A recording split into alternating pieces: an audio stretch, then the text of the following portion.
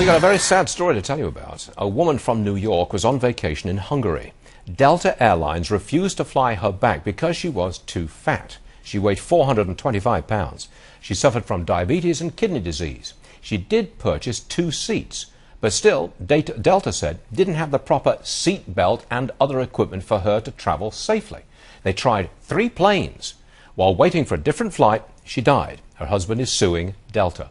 Judge Napolitano is back with us. He's the author of the new book, Theodore and Woodrow. You do not give me easy cases, Stuart. No, at first glance, it's easy. It would seem to me to be easy. I mean, what legal grounds does the husband have? I mean, the lady was extremely large. Well, they tried to accommodate her on 3 different flights. Come on. One of the airlines tried to put her in a 3-seat compartment by lifting the armrest between the seats. So they're lifting 2 armrests to create 3 seats, and she couldn't fit there. Look, the airline is not a guarantor of your health.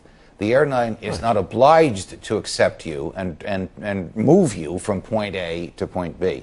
This woman, and I feel sorry for her family and for her immortal soul, but this woman refused to accept treatment from European physicians whom she chose not to trust. For better or for worse, it's a judgment call she made. So instead of being treated in extremis, close to death, by European physicians, she stayed in her hotel room waiting for her husband to try and get her a flight. I think this case will be dismissed as soon as it is filed on the grounds that the airline had no obligation to assure her a healthy passage, because it doesn't have to accommodate a situation so grossly out of proportion. Here's the other side.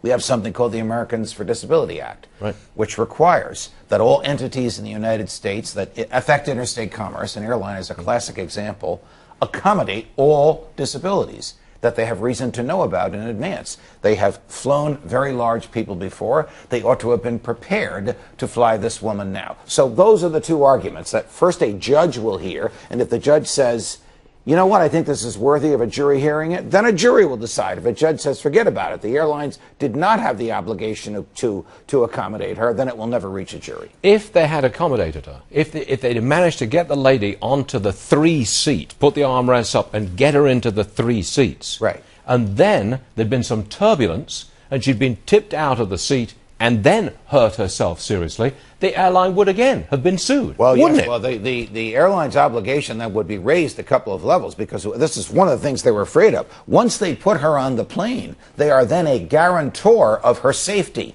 no matter what her physical condition is. So if you are about to get on the plane and you say to the ticket agent, I think I'm about to have a heart attack, and they put you on the plane anyway, and you have the heart attack, they are obliged to care for you. Their option is to say, you know what, don't get on the plane if you're going to have a heart attack. Go to a hospital. I'm sorry, I've got a problem with this. Go ahead, Judah. I feel like these airlines need to have a very clear policy, though. And if you're going to allow someone on that can buy 2 seats, take up 2 seats, for example, you need to have the security measures in place. You need to be able to have the seat belts in place to accommodate them. Or you need to have a very strict policy saying if you are filling up more than 2 seats, you are not permitted on this airline. In Stuart's hypothetical, you'd almost need a cadre of physicians there. Yeah. Because if she burst out of the seatbelt and was injured as a result of that, God knows what the injury would be that would require more than the minimal treatment that the bottom line is that companies have to jump through hoops to accommodate people in distress. They've got to do it. And if they don't do it successfully,